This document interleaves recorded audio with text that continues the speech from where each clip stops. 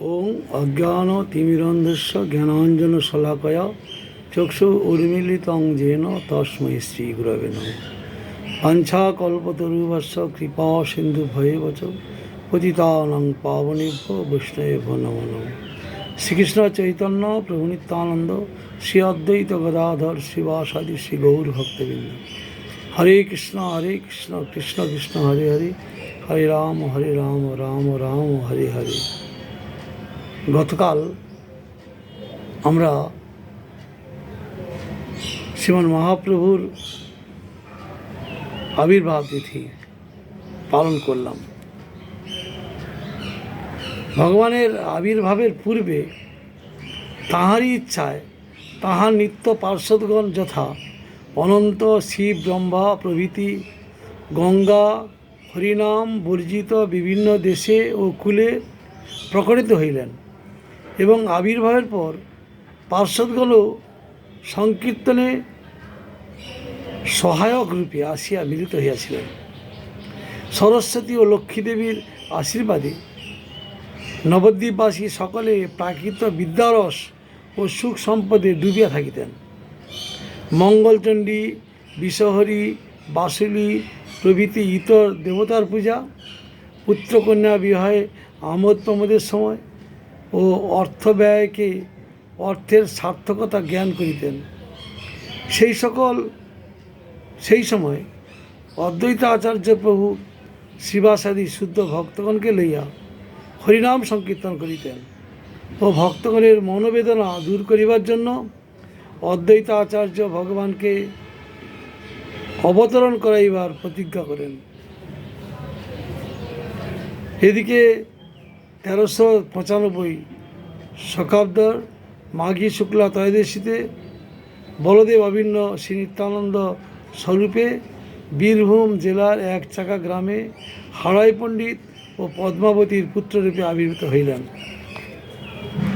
যেহেতু এক্ষেত্রে স্বয়ংরূপ ভগবান শ্রীকৃষ্ণ তাঁর আহ্লাদিনী স্বয়ংরূপ শক্তি শ্রী রাধাসহ মিলিত তনু হইয়া শচীমাতার গর্ভসিন্ধুতে উদিত হইবেন এবং যেহেতু তাহাকে অর্থাৎ শ্রী রাধাকে অষ্টপ্রধানা সখীগণের তাহাদের নাগরের সহিত এইবার নারী ভূমিকায় রস আস্বাদন করিবার সুযোগ থাকিবে না, সেই জন্য তাহারা শচীমাতার গর্ভে একের পর এক জন্ম পরিগ্রহ করিয়া বিদায় গ্রহণ করেন। কিন্তু পুরুষ ভূমিকায় তাহাদিগকে জন্মগ্রহণ করিবার সুযোগ দেওয়া হয়, যথা শ্রী স্বরূপদামোদর, শ্রী রায়রামানন্দ, শ্রী গদাধর ইত্যাদি বটরূপে। অষ্টকন্যার প্রথম পুত্র সন্তান অভিন্ন শঙ্কর্ষণ আবির্ভূত হন। নাম রাখা হয় বিশ্বরূপ। শ্রী শচীদেবী পরম শ্রী বিশ্বরূপকে লালন পালন করতে থাকেন।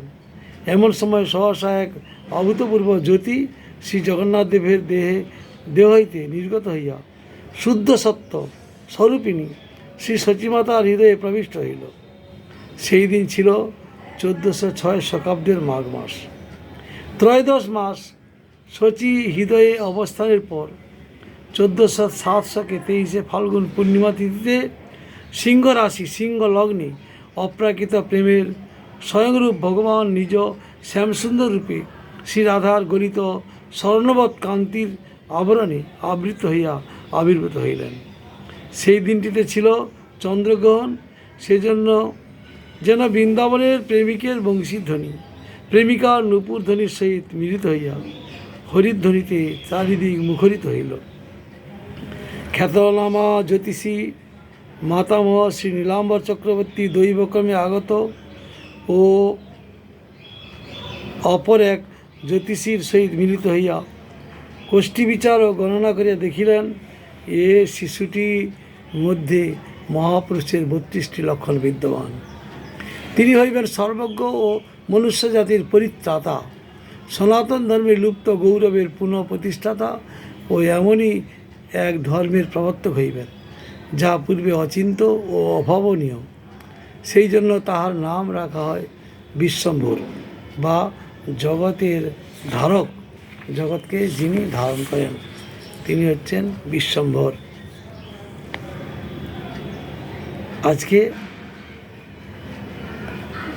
জগন্নাথ মিশ্র, সচিমা এবং ভক্তগণ মহোৎসব করছেন। মহাপ্রভু আবির্ভূত হয়েছেন। শ্রীমান মহাপ্রভু নিম্নবৃক্ষে নিম্নে আবির্ভূত অথবা মৃতবৎসা জননীর তনয় বলিয়া নিমাই নামে জগতে পরিচিত। নামগুলোর কথা বলা হচ্ছে।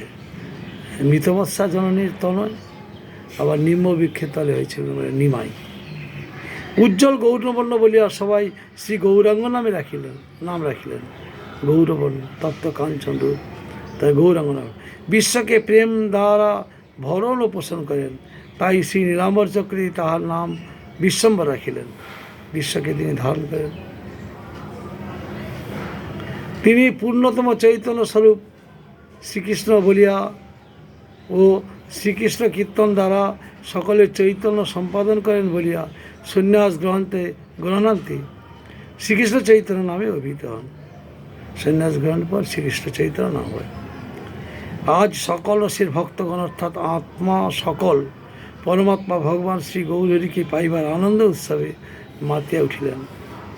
ব্রজের খেলা ছিল দৌড়াদৌড়ি, নদের খেলা ধুলায় গড়াগড়ি। ব্রজের খেলা ছিল বাঁশির গান, নদের খেলা কেবল হরিনাম। ব্রজের খেলা ছিল বন ভ্রমণ, নদের খেলা এবার কেবল রোদন। বর্ণাশ্রম ধর্ম পরিত্যাগপূর্বক শ্রীকৃষ্ণে একান্ত শরণাগত হইয়া নবদা ভক্তি যাজন, বিশেষত শ্রবণ কীর্তনই শ্রেষ্ঠ সাধন এবং পঞ্চমূল সাধক কৃষ্ণ প্রেমী শ্রেষ্ঠ সাধ্যবস্তু। এই ভগবানের সেবায় আমাদেরকে নিযুক্ত হতে হবে, তবে আমাদের জীবন সার্থক হবে। বাঞ্ছাকল্পতরুশ্চ কৃপা সিন্ধু ভয়বচ পতিতানাং পাবনেভ্যো বৈষ্ণবেভ্যো নমঃ।